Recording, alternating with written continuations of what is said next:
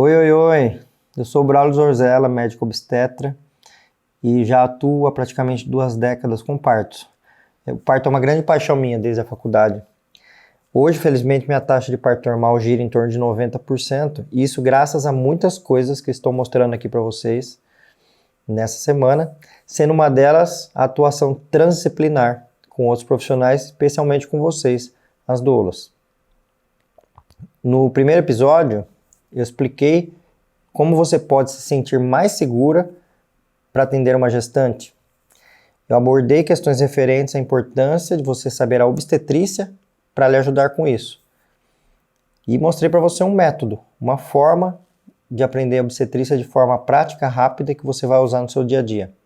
Falei da diabetes gestacional, o que é certo, o que é errado e como a gente corrige. Falei da hipertensão gestacional, o que é certo, o que é errado, como a gente corrige. Mostrei como é importante você saber desses temas quando essas questões chegam até você, como você pode ajudar a gestante e planejar o seu parto em função desses temas. Queria aproveitar para agradecer as dezenas de comentários de pessoas que assistiram o primeiro episódio. Eu fiz o possível para responder todas as perguntas, mas se você ainda não fez sua pergunta, deixe sua pergunta aqui nos comentários para eu responder. É muito legal ver tantas pessoas, tantas doulas interessadas em obstetrícia.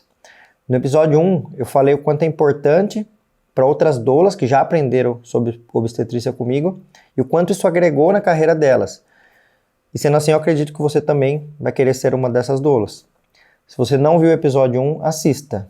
E é muito legal ver tanta gente interessada em obstetrícia, ver uma comunidade inteira de doulas interessadas em obstetrícia. No episódio 1, eu falei o quanto foi importante para outras doulas que já aprenderam obstetrícia comigo e o quanto isso agregou na carreira delas.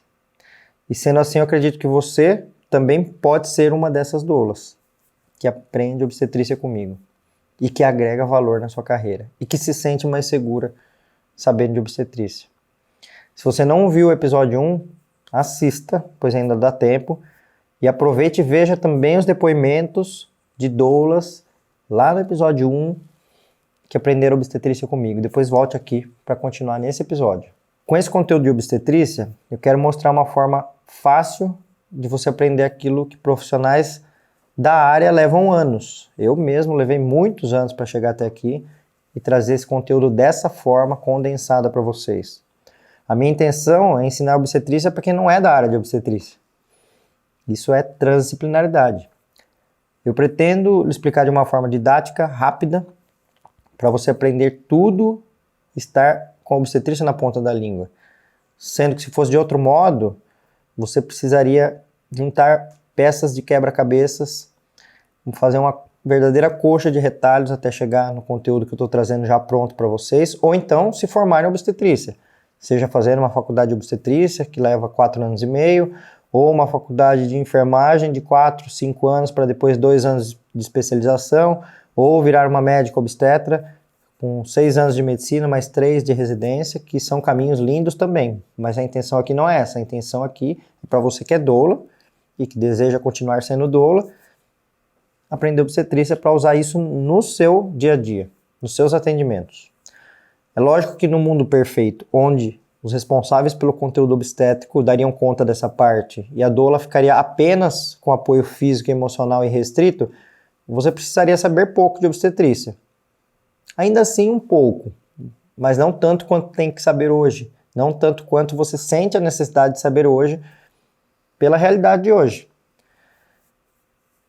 Nesse mundo que vivemos atualmente, não acontece o ideal. A demanda de gestantes que procuram vocês, doulas, com dúvidas obstétricas é enorme. Eu sei disso porque isso chega até mim através das dúvidas que as doulas têm, das dúvidas que as gestantes levam até elas.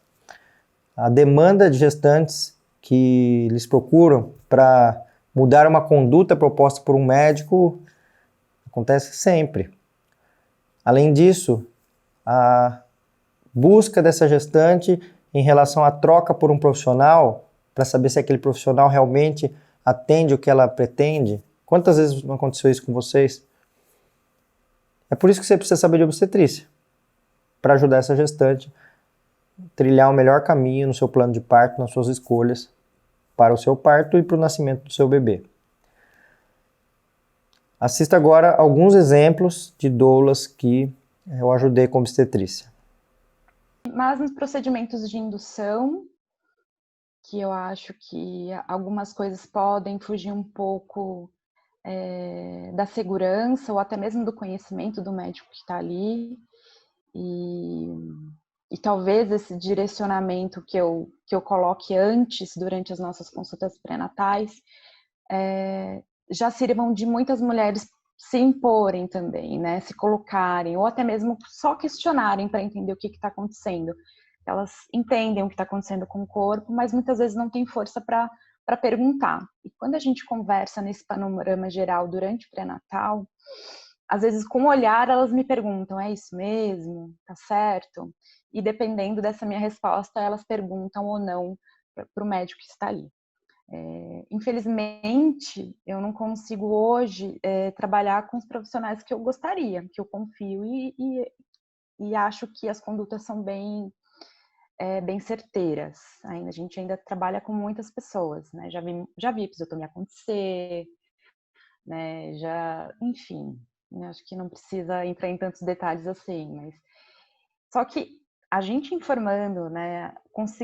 Conseguindo colocar para essas mulheres a informação, plantar essa sementinha de entender o que acontece com cada intervenção, com cada conduta, já facilita muito, muito, muito na decisão dela em aceitar aquilo ou aceitar aquele médico.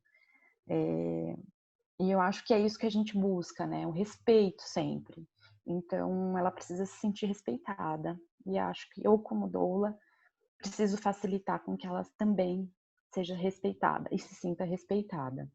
Eu sempre fui muito curiosa, sabe? Assim, eu nunca assisti um parto e ouvi um termo médico e simplesmente ouvia e saía pelo outro lado. Eu sempre quis entender o termo. Ai, não, o bebê tá -2. O que quer dizer que o bebê tá -2? Gente, eu quero saber o que é isso. Porque eu preciso explicar para essa mãe que está comigo o que é um bebê que é -2. Ah, é um bebê que está flertido, é um bebê que está defletido. O que é isso? Eu tenho que... Então, assim, era a curiosidade em entender os termos para poder explicar para aquela mãe ali que eu estava acompanhando o por A mais B. Porque, assim, uma coisa é a médica vir, porque, assim, o médico, quando ele passa, geralmente eu trabalho muito na maternidade do SUS. Então, assim, é um médico plantonista que tem diversas mulheres para atender. Por mais que ele seja carinhoso, atencioso, ele não tem tempo para explicar o titim. Ele vai dar olha, vai lá, faz um toque, por exemplo, eu estou acompanhando uma indução de parto. O médico vai lá, coloca o misoprostol, não explica o que é o misoprostol, qual a função, como que ele vai agir, ele simplesmente fala que vai colocar um comprimido. Pronto, a mulher sabe que vai colocar um comprimido e que tem que ficar deitada por tanto tempo para esse comprimido não sair dela. Pronto, ele vai embora. E eu queria saber explicar para ela exatamente o que aquele miso vai fazer, como que ele funciona no corpo dela. Olha, ele vai colocar, ele vai fazer tanto, daqui a tantas horas ele pode fazer tal diferenças no teu corpo, ele vai estar provocando isso, ele vai estar provocando aquilo. Aí o médico vinha, fazia o toque e fazia, o colo ainda está grosso, posterior. Só que assim, o médico quando vem, o plantonista quando vem, parece que ele nem olha na mulher. Ele olha no residente dele aqui e passa as informações para o residente dele. Ó, o colo está posterior, o colo está grosso, não sei o quê, e vai embora. E aí a mulher olha para você assim, e aí? Então, assim, esse e aí foi o que me instigou a querer entender dos termos. Porque, assim, eu não queria ser só uma figurinha de enfeite naquele parto. Eu queria... óbvio que eu não vou fazer nada que seja técnico, porque isso compete ao GO ou à enfermeira obstétrica, mas eu queria ter, assim, certeza do que estava acontecendo para eu poder explicar para essa mulher, tintim por tintim, dizer para ela, olha, um colo posterior quer dizer que o seu colo está um pouco mais para trás, o colo grosso quer dizer que ele ainda não afinou o quanto que ele deveria afinar para poder dilatar, entendeu? Então, assim, foi isso, essa questão de querer ter certeza das coisas para passar para essa gestante. E eu tenho notado, assim, a diferença na segurança que eu tenho tido nos acompanhamentos. Porque, assim, eu vou para casa da minha gestante, então eu começo a acompanhar ela desde o período latente. Então, eu consigo dizer para ela as coisas com propriedade, sabe? Assim, olha, é assim, tá na hora de ir para o hospital, não tá na hora de ir para o hospital. Então, isso me deu segurança. Sempre achei muito coerente, é fácil, ele fala tudo assim, é muito palpável, sabe, a forma como ele explica. Por conta da quantidade de vezes que a gente se encontra, que a gente conversa e todo o conteúdo que a gente traz para a família, a gente acaba desenvolvendo um relacionamento de muita confiança, um vínculo emocional muito, muito profundo, de fato. E elas trazem.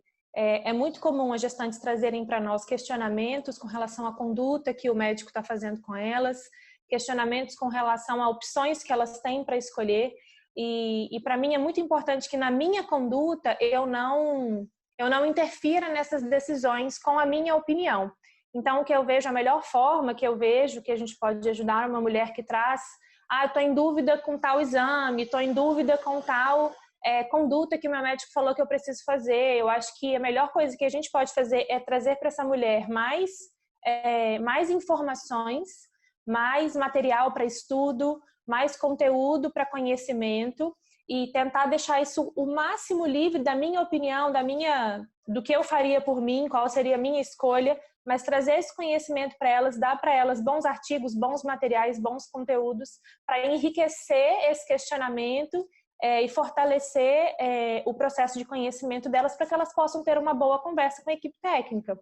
E algumas gestantes conseguem ter uma ótima conversa com seus obstetras, com a enfermeira obstetra que estiver acompanhando, e na maior parte das vezes eles conseguem se entender. Outras gestantes procuram outros profissionais. Eu sempre acho que é válido uma mulher, quando ela se sente insegura com o profissional que está prestando assistência a ela, que ela procure uma outra opinião. E aí a família vai tomando as decisões deles. O que eu posso fazer é trazer para elas mais informações, mais riqueza de conteúdo, só para que eles possam então fazer e tomar as decisões deles. Bom, vamos então falar de obstetrícia? Vem aqui comigo.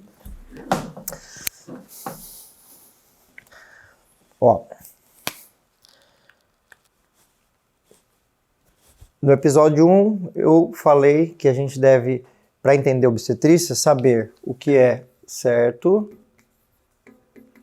para daí saber o que é errado, para daí saber como corrigir, certo? Isso aqui se aplica a todos os temas de obstetrícia que eu quero falar com vocês. Eu escolhi agora um tema para falar, que é o tema percentil de crescimento.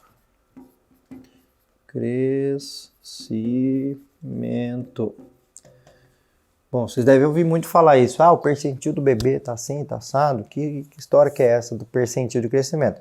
Então, primeiro vamos pensar o que é certo. Então, temos lá uma mãe que engravidou, tem um bebê dentro do seu útero, e esse bebê ele tem um padrão de crescimento. Então, ele deve crescer um tanto, né?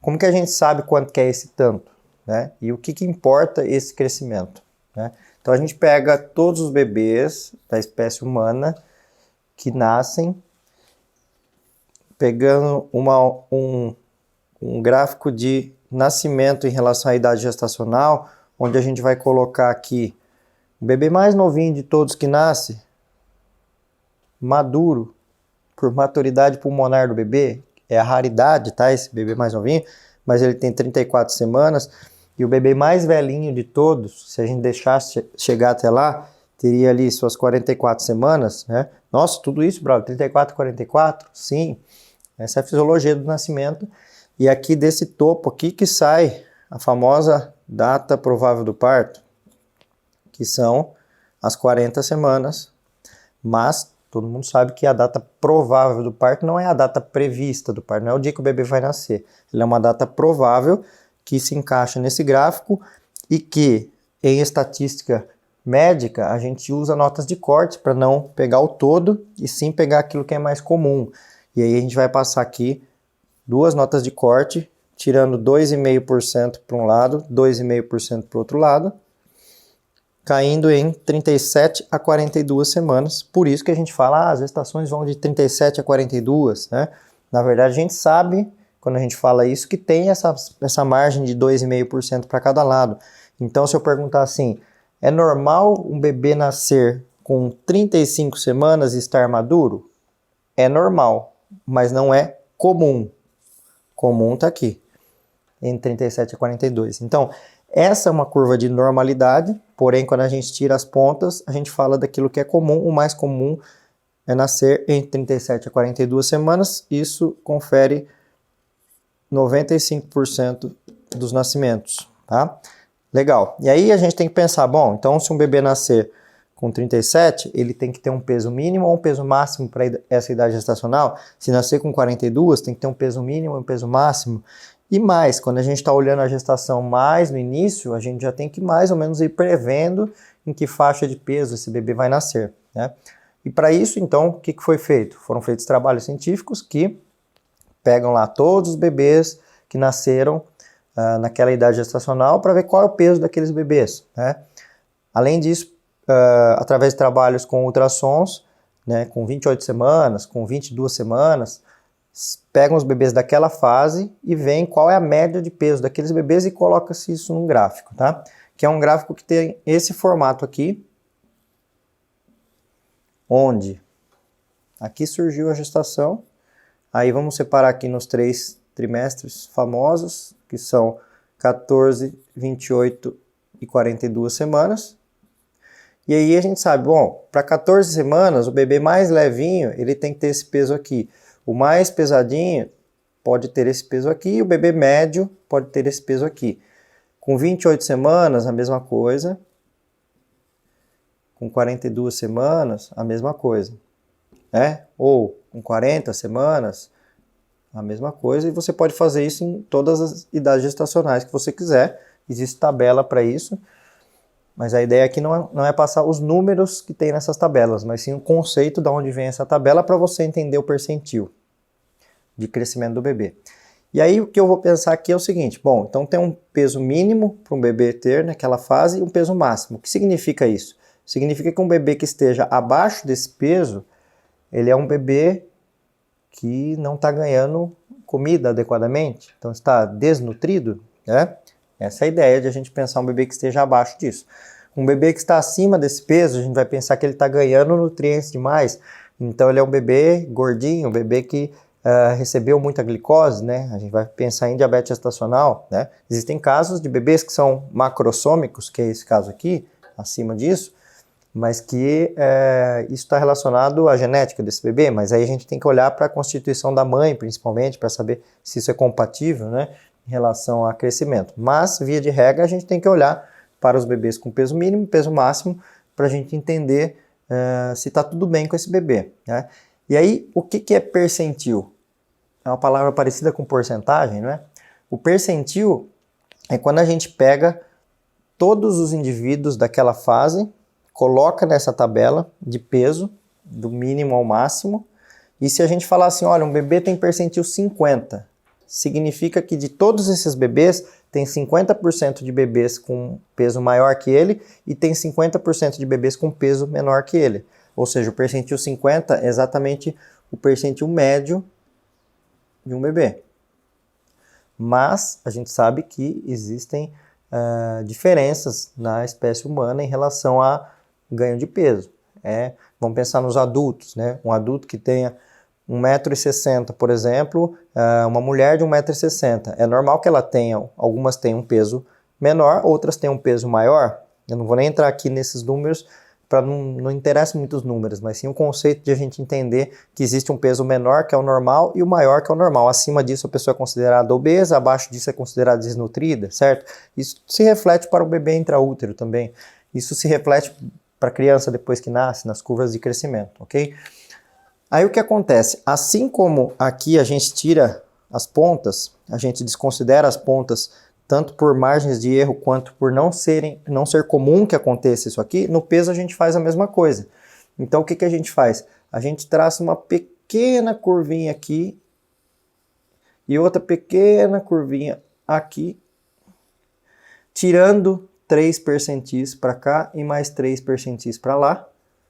E aí a gente terá então 5 faixas de percentis que eu vou escrever aqui embaixo para ficar mais fácil. A faixa lá de cima, que seria o percentil 100, aí a faixa do percentil 97, depois a faixa do percentil 50, depois a faixa do percentil 3 e depois a faixa do que seria percentil 0, não temos, mas percentil 1.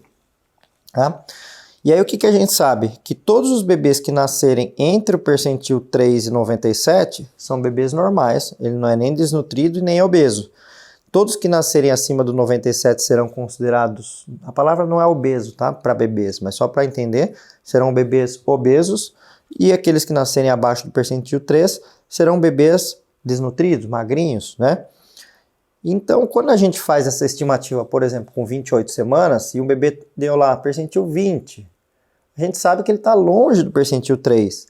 Então, muito provavelmente, ele está pegando uma curva que ele vai ser um bebê dentre os bebês pequeno, porém um pequeno normal. Mas se a gente já pega um bebê, vamos supor, com 32 semanas, que ele está beirando ali o percentil 3, eu já começo a pensar, será que esse bebê ele é pequeno porque ele sempre foi pequeno e ele está nessa curva? Ou ele é um bebê que antes ele era um percentil 40, 50 e esse percentil dele foi caindo, ou seja, daqui a pouco ele vai estar menor que o percentil 3, então está faltando comida para esse bebê? Tem algo acontecendo aí? Então, assim que a gente começa a pensar se está certo, se está errado em relação ao percentil. E aí, então, o que é dar errado?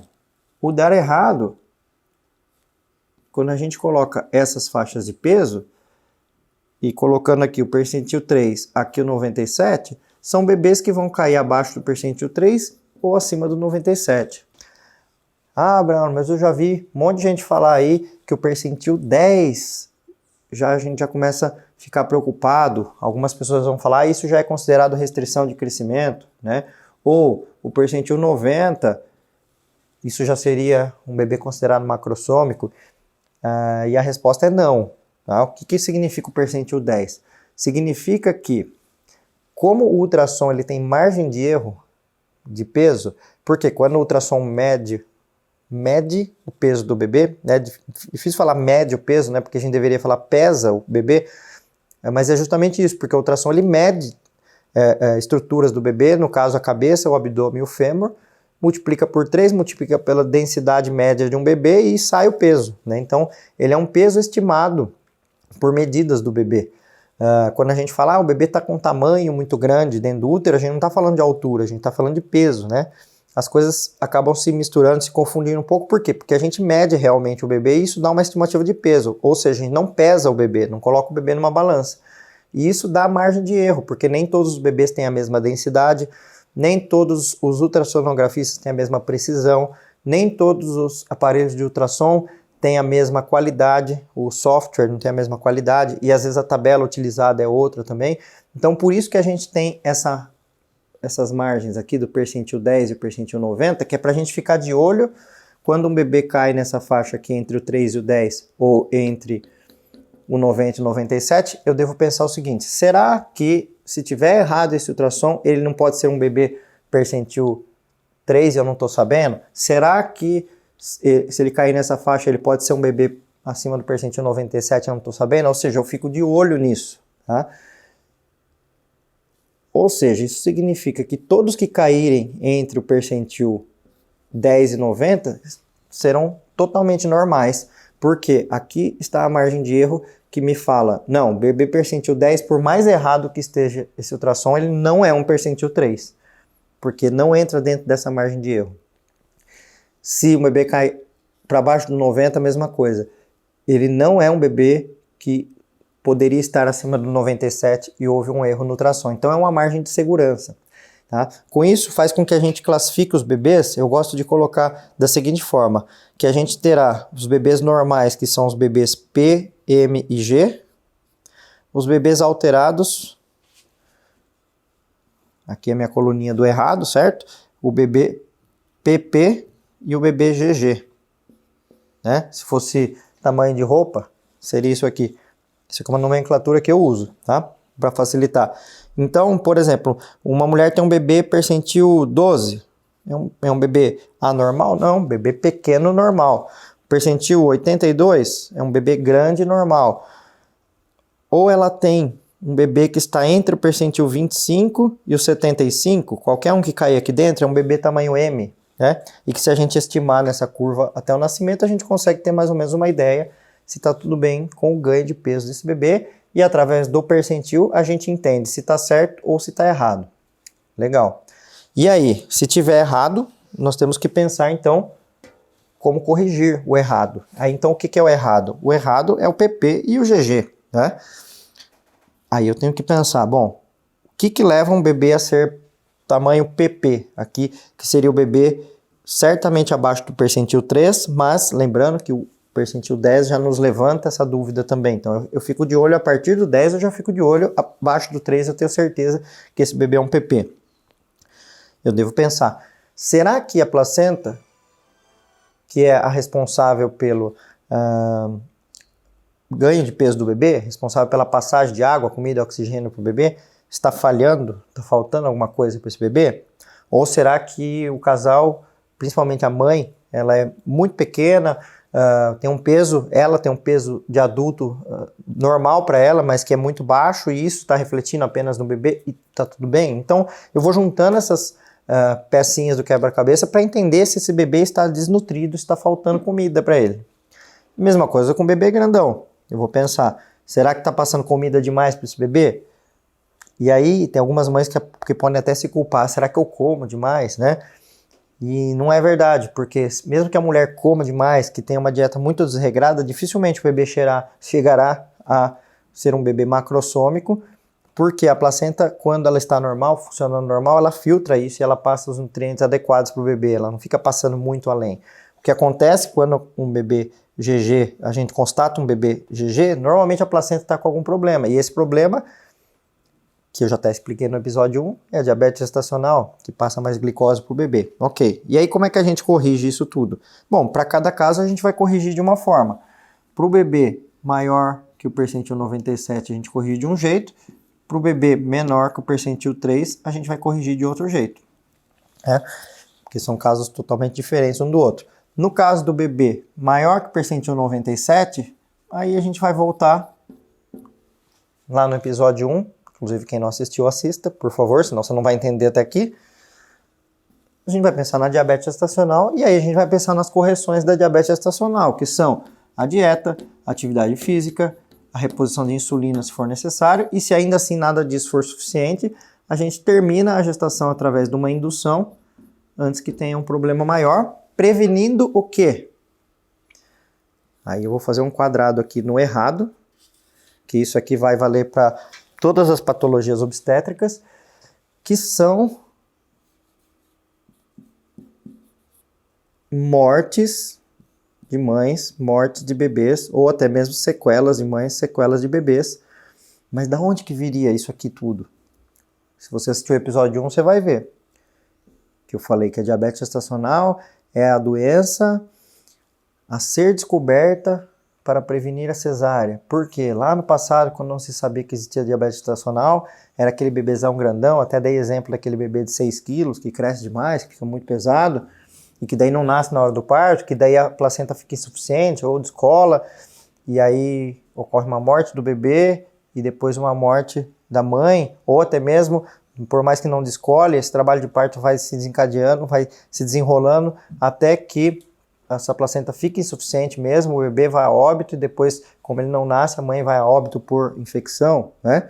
Então a gente, na verdade, está pensando nesse tipo de prevenção, que é morte de mãe, morte de bebês, né? Fazendo tudo isso aqui, fazendo dieta, atividade física, uso de insulina, induzindo um parto e também prevenindo a cesárea, porque a cesárea também é algo ruim para o corpo da mãe, até porque há muito pouco tempo atrás, 50 anos atrás, 60 anos atrás, a cada 10 mulheres que faziam cesárea, morria 8, morria 9, morria muita gente de cesárea.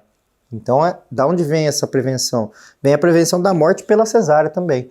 Então, como a gente corrige isso aqui? Pensando em prevenções desse tipo, inclusive na prevenção da cesárea, através da indução. E aí, para o bebê percentil 3, que a gente faz? Aí é outro mecanismo de pensamento aqui. Aí a gente vai pensar o que está causando isso aqui. Então, se a placenta está ruim, e aí vocês vão lembrar também no episódio 1, quem não assistiu, assista, que eu falei de hipertensão gestacional, e eu falei da placenta e do funcionamento placentário de 14 semanas, 28 semanas, que funciona bem até o parto, e que em algum momento, para alguns bebês, para algumas mães, pode começar a cair a função placentária, neste caso aqui, e aí eu vou tentar entender essa função placentária, que não é uma medida que é feita, e sim um conjunto de coisas que me fazem concluir que a placenta está diminuída no seu funcionamento, e aí eu vou falar, bom, então o que pode dar de errado aqui nessa queda de funcionamento placentário? É a queda do peso do bebê. Mas aí só isso é um problema? Não, o problema é que se a placenta passa água, comida e oxigênio para o bebê. Se ela começou a parar de passar comida, daqui a pouco ela para de passar água, daqui a pouco ela para de passar oxigênio e o bebê pode morrer também, ir a óbito. Então eu estou pensando que quando eu estou olhando para isso aqui, o que eu estou querendo prevenir? Eu estou querendo prevenir o óbito do bebê. Da mãe entra alguma questão em relação a percentil mais baixo? Não tanto, porque não aumentaria o índice de mortalidade da mãe, porque é um bebê pequeno que entraria em trabalho de parto e poderia nascer morto. Mas isso não aumentaria a mortalidade para a mãe, né? Aumenta as sequelas emocionais importantes para ela, mas não aumentaria a mortalidade. Então eu estou pensando na mortalidade do bebê. E aí então, vamos pensar agora aqui, como corrigir isso tudo? Bom, se eu tenho uma placenta que está diminuindo sua função, será que se eu falar para a mãe comer demais, isso vai resolver? Muito pouco. Isso a gente sabe que na prática não resolve.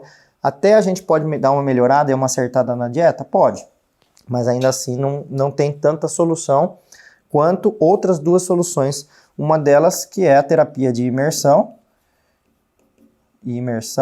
que é onde a mulher fica numa banheira com água quente, com entre 34 e 36 graus, se possível todo dia, ou então um dia sim, um dia não. E isso dá uma vasodilatação placentária, então melhora a passagem de tudo isso aqui, água, comida, oxigênio, e muitas vezes corrige esse percentil aqui do bebê, ou seja, eu consigo melhorar essa reserva placentária.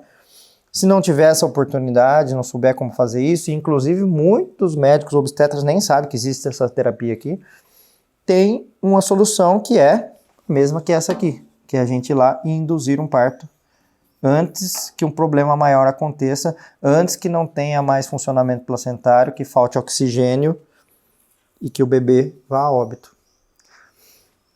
Então, vocês viram como este tema, assim como os outros que eu já apresentei e outros que eu vou apresentar para vocês, se encaixam neste método, que é o que é certo, o que é errado e como corrigir, e como fica mais fácil a gente entender a obstetrícia em pouco tempo, num tempo muito mais curto do que a gente pegar livros de obstetrícia, que você vai entender uma pequena parte disso sem entender a aplicação prática disso, sem chegar nessas conclusões e realmente saber o que tem que ser feito, ou mais, do que você pegar uma listinha de decoreba de falar assim, olha, se tem uma restrição de crescimento, você tem que fazer isso, isso e aquilo, sem você saber de onde vem isso, isso e aquilo, ou se tem um bebê com percentil acima do esperado, você tem que fazer isso, isso e aquilo, sem entender de onde vem. Então tá aqui, essa é a forma que eu gosto de entender, de explicar, e que eu espero que você também tenha entendido e tenha ficado bem claro para você. Bom, vamos falar de um tema obstétrico que é fórceps. É um tema que ele gera uma certa polêmica, até porque é um tema estigmatizado, né? Já me perguntaram, Braulio, hoje em dia é proibido fórceps? Já fizeram essa pergunta, né? E o que acontece? O fórceps pode machucar o bebê, pode acontecer alguma coisa com o bebê, pode dar alguma coisa de errado. Então vamos entender dentro aqui da forma que eu gosto de explicar o que é certo, o que é errado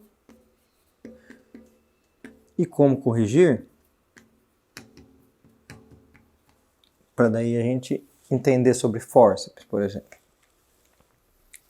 Bom, o que é certo primeiro é fisiológico.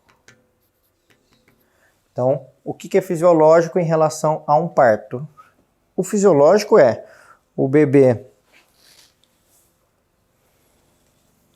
amadurecer lá dentro, seu pulmãozinho amadurece, suas celulinhas pulmonares eclodem, liberando o surfactante, que é um hormônio que cai no líquido amniótico, e tem moleculinhas ali que passam para a placenta, que daí vão passar para o sangue da mãe, dá informação lá para o cérebro da mãe, olha, tem um bebê maduro lá dentro do seu útero, então comece aí a produção de hormônios do parto, que serão a prostaglandina primeiro, que vai fazer aquele comecinho dos pródromos, depois a fase latente, para daí entrar a ocitocina, que vai ser o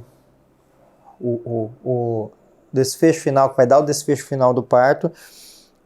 E essa é a sequência hormonal que vai entrar em outro tema, mas agora nós vamos falar de fórceps. Então, só para dar uma falada por cima aí da fisiologia do parto, desencadeado através da maturidade pulmonar. 96% das vezes os bebês eles serão cefálicos, ou seja, com a cabeça para baixo. Esse bebê, em geral, no estreito superior da pelve, que tem essa distância entre o promontório e a sínfise púbica. Esse bebê ele costuma passar aqui de lado, né, o transverso, para conseguir passar. Aí depois, conforme ele vai descendo, ele vai rodando para conseguir passar pelo estreito médio, para finalmente, a hora de nascer, ele estar nesta posição, que é o OP, que a gente fala. O que é OP? É o occipício na pubis da mãe, né? Então, o bebê está em OP, e aí o parto acontece, sendo que daí, depois, para saída do ombro do bebê, tem a rotação externa, que facilita a saída do ombro do bebê. Esse é um parto fisiológico que acontece da forma natural. Bom, quando a gente for pensar, então, no que pode dar de errado. Então, aqui o certo é um parto fisiológico. O que pode dar de errado? A gente vai chamar de distócia. O que é distócia? Distócia significa algo que não deu certo. Vamos traduzir assim? Alguma questão mecânica que travou o parto, que fez com que o parto não acontecesse. Tá. E aí, para a gente pensar então aqui, vamos pensar na distócia que levaria aqui, e aí eu já vou até colocar aqui, fórceps, que vai ser com ele que a gente corrige isso. Quando eu mostro a bacia assim para vocês, ela está em 3D, né? Então é mais difícil a gente entender os estreitos, né?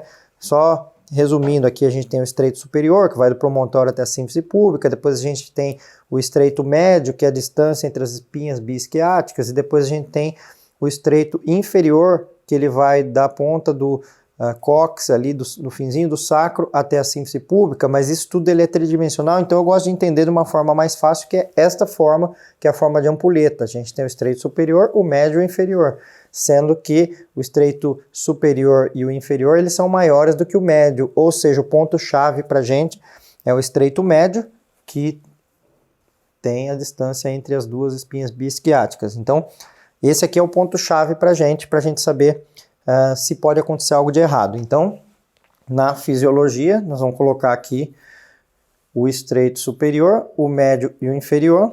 Aí a gente vai chamar isso aqui de planos. Quem descreveu isso aqui é um obstetra que se chamava Joseph Delis. Então a gente fala que são os planos de Delis. Aqui a gente vai colocar o plano 0. Aqui o plano menos 3, aqui o plano mais 3. E aí a gente pode subdividir em mais dois planos, que serão o menos 1, o menos 2, o mais 1 e o mais 2. Tá? Pensando que isso aqui é uma medida longitudinal, de cima para baixo, ou seja, a cabeça do bebê está aqui, para descer nesse estreito. Tá? A dilatação do colo ela é horizontal, então que normalmente acontece primeiro toda a dilatação até 10 centímetros para depois o bebê descer. Em alguns casos vai acontecendo tudo ao mesmo tempo, a dilatação vai acontecendo enquanto o bebê vai descendo, mas para ficar mais fácil de entender, vamos pensar que já aconteceu a dilatação e a gente vai olhar para a descida do bebê, ok? Então, o bebê que está lá com o topinho da cabeça no menos 3, eu não consigo saber se ele passa ou não passa ainda, porque ele não chegou no ponto-chave aqui, que é o estreito 0. Se ele tiver no menos 2, eu ainda não sei. Se ele tiver no menos 1, eu ainda não sei também. Se ele tiver com o topinho aqui no 0, eu também... Estão tirando foto de mim? Se estiver no plano 0, eu também não sei se ele passa ou não passa. Por quê? Porque o topo da cabeça ainda é menor do que a distância biparietal. Biparietal porque esses ossos se chamam parietais, então a distância biparietal, que é mais ou menos de uma orelha até a outra do bebê, que é a maior parte do bebê. Então eu só conseguirei saber realmente se o bebê tem passagem quando a maior parte da cabeça do bebê, que são as orelhinhas, passarem pela menor parte da bacia da mãe, que é isso aqui na prática. Quando a maior parte, o estreito biparietal, ele está passando pelo estreito 0. A partir desse momento, quando o bebê está ali, então, com o topo da cabeça no +2, eu sei que a parte maior do bebê passou pela menor da mãe e foi tudo bem, o parto vai acontecer via vaginal. Porém, o que pode acontecer de errado? Neste momento, que a cabeça do bebê está aqui, haver uma parada da progressão e simplesmente não evoluir mais. E esse bebê ficar travado nesse canal. Que isso pode gerar algum problema de imediato? Não, de imediato não. Tanto que a gente tem 4 horas para definir isso aqui, para saber que está tudo bem ou não, para saber que está evoluindo ou não, para fazer exercícios para tentar resolver isso.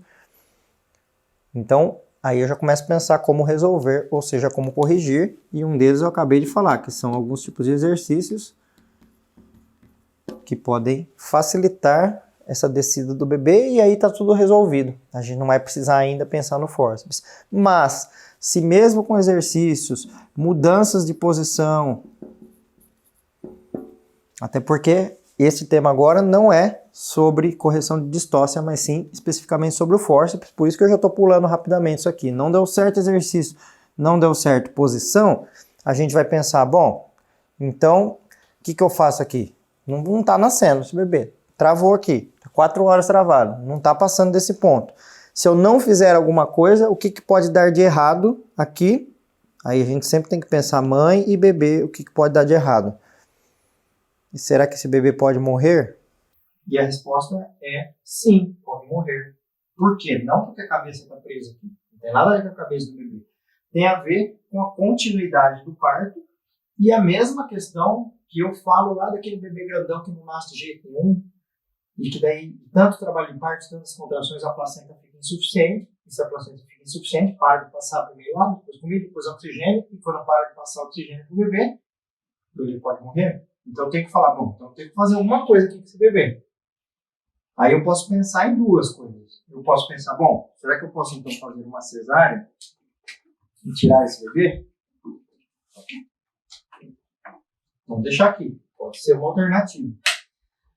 Mas aí eu vou pensar, bom, a cesárea, será que ela é a melhor alternativa? E se eu for lembrar que a cesárea aumenta a mortalidade da mãe, aí eu tenho que pensar, bom, então não tá legal pensar diretamente na cesárea, porque daí eu tô piorando pro lado da mãe. Então eu vou fazer, espera aí, não vou pensar em cesárea, tem um jeito melhor de resolver isso? E se a gente for pensar historicamente na linha do tempo da obstetrícia, lembrando que lá pro ano 1500 e pouco, né, 1516 para ser mais preciso, que foi quando surgiu a cesárea, depois a gente vai ver que lá pelo século XVIII, mais ou menos, que o fórceps acaba sendo aprimorado, século XVIII. Daí a gente tem o fórceps. Por quê? O fórceps ele veio como uma alternativa para evitar a cesárea. Por quê? Porque ele diminui a chance da morte materna devido à cesárea e ele resolve um problema para o bebê que estava parado nesse canal aqui. E aí vem uma pergunta depois, que é, bom, tá, mas o fórceps não machuca o bebê? Não pode machucar o bebê? Daí a gente pensa o que pode dar errado para o bebê. Pode dar lesão de pele do bebê? Ou de outros tecidos moles, né? O fórceps ele vai pegar aqui o bebê assim, ó. Então ele vai pegar no osso zigomático, que é esse ossinho aqui que faz a curvinha nossa da bochecha. Então ele vai puxar o bebê aqui. Então pode machucar aqui a parte de tecidos moles? Pode machucar a parte óssea do bebê? Pode. Né? Mas se ele for bem colocado, a anatomia dele foi pensada para isso, para que não machuque. Então, se ele for bem colocado, não vai machucar nem a parte de pele, nem a parte de osso, mas é importante a gente saber que sim. E aí, quando a gente pensa também nessa questão do que pode dar errado, eu tenho que colocar numa balança para ver o que dá errado num lado e o que dá errado do outro, para decidir aquilo que é menos arriscado, né? Pode até machucar a pele e o osso do bebê? Pode. Mas, se eu não for para um fórceps e eu for para uma cesárea, necessariamente eu estou machucando o corpo da mãe. Estou cortando 7 camadas da mãe para tirar esse bebê. Então, quando eu penso na utilização de um fórceps para essa resolução, prevenindo a cesárea da mãe, eu estou dizendo para o bebê assim, bebê, me desculpa, que eu vou ter que dar uma apertadinha aqui na sua cabeça para puxar você, para melhorar sua vida, para que você seja salvo de uma possível morte e para evitar que a sua mamãe tenha a barriga cortada, porque a barriga cortada aumenta a mortalidade dela. Então, algumas pessoas às vezes perguntam assim, Braulio, chega algum momento em que não dá mais para fazer a cesárea? Porque o bebê já passou de um ponto X e não dá para fazer cesárea? E a resposta é não. Por quê? Sempre dá para fazer cesárea. Até mesmo no outro tema que seria distócia de ombro, existe até a conduta, felizmente eu nunca vi, espero nunca ver, mas existe a conduta de depois que o bebê já nasceu a cabeça, ser feita a cesárea, se não sair o ombro do bebê. Como eu disse, felizmente eu nunca vi, espero não ver, porque é uma situação bem drástica e bem difícil. Mas é possível fazer cesárea em qualquer momento, se precisar. A grande questão é não precisar fazer cesárea, não precisar submeter a mãe ao risco da cesárea, sendo que o bebê já sai via vaginal, sendo que a maior parte da cabeça do bebê passou pela menor parte da mãe. Então, como que a gente corrige quando temos uma distócia, porque o parto não foi de forma fisiológica? Através do fórceps. A gente pode entrar até num outro tema, que é, e o vácuo extrator? Beleza? Esse tema é totalmente complementar ao fórceps, só que se a gente for falar na linha do tempo e o fórceps surgiu lá no século XVIII, o vácuo extrator, nós vamos falar aqui do século XX. Tá? E aí é um outro tema complementar a esse que a gente conversa num outro momento. Bom, tem muita gente me perguntando isso nos comentários e interessado em saber como é possível continuar sabendo desses conteúdos obstétricos, saber mais, ou melhor, saber de todo o conteúdo obstétrico necessário para agregar valor na sua carreira, para agregar sensação de segurança em ajudar essa gestante. E eu tenho uma solução para isso, que é o PPP Doulas. Você sabe o que é o PPP Doulas?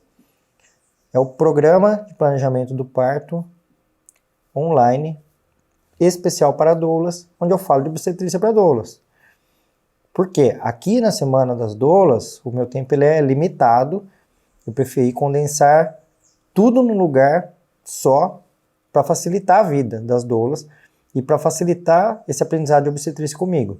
Aqui eu consigo mostrar uma parte desse conteúdo, mas, como eu disse, o tempo dessa semana é limitado, seria impossível passar um conteúdo de muitos anos em 3 horas. Então, tá aqui uma parte desse conteúdo. E olha só, você não tem ideia do quanto que eu fico feliz quando uma doula volta e me conta que através disso que aprendeu comigo, ajudou a mudar o destino do parto de uma mulher. Eu tenho certeza que para vocês também, que fazem isso, o quanto é gratificante conseguir mudar esse destino e ter um desfecho melhor, sabendo que se não fosse isso, não teria acontecido esse destino. E eu vejo que essa é uma missão minha, estar aqui hoje fazendo isso e ajudando a tentar mudar a vida de tanta gente, os partos de tantas mulheres e os nascimentos de tantos bebês. Bom, por enquanto, por hoje, eu queria que você deixasse um comentário aqui embaixo com a sua maior dúvida. Vou fazer o possível para responder. E também um desafio aí, que você marque uma amiga doula e que está precisando ouvir isso, e que você acha que ela também precisa aprender isso junto com você, junto com uma nova turma de doulas aí que vai entrar nesse mundo de aprendizado de obstetrícia comigo. Eu te vejo no próximo vídeo, que eu vou dar uma amostra do conteúdo e que eu vou te mostrar como é possível sair do zero à fluência no obstetrês. Sabe o que é obstetrês? É uma paródia que eu fiz aqui brincando com cursos aí que prometem do zero à fluência no inglês, do zero à fluência no francês. Então, já que a gente está falando de obstetrícia, vamos falar do obstetrês. E aí eu vou explicar para você como sair do zero à fluência no obstetrícia e como isso agregar na sua carreira, como isso te deixar mais segura, como isso mudar a sua vida e que você depois me conte que isso foi um divisor de águas na sua carreira e na sua vida, como tem acontecido com tantas doulas que eu tenho acompanhado até aqui. E antes de eu me despedir por hoje, só uma questão que eu quero que não fique em dúvida. Se alguém te perguntar assim, será que doula tem que saber de obstetrícia? Me falaram que doula não tem que saber de obstetrícia. As pessoas que falaram isso, ou que falam isso, ainda não entenderam o que é transdisciplinaridade. Se você é uma pessoa que quer dar espaço, quer entrar para esse novo mundo dentro da humanização do parto, quer trabalhar de forma transdisciplinar, vem comigo e não escuta esses comentários, porque eu tenho certeza que aprender obstetrícia vai ser muito bom para você. Te vejo no próximo vídeo, no próximo episódio da Semana das Doulas. Um beijo, tchau!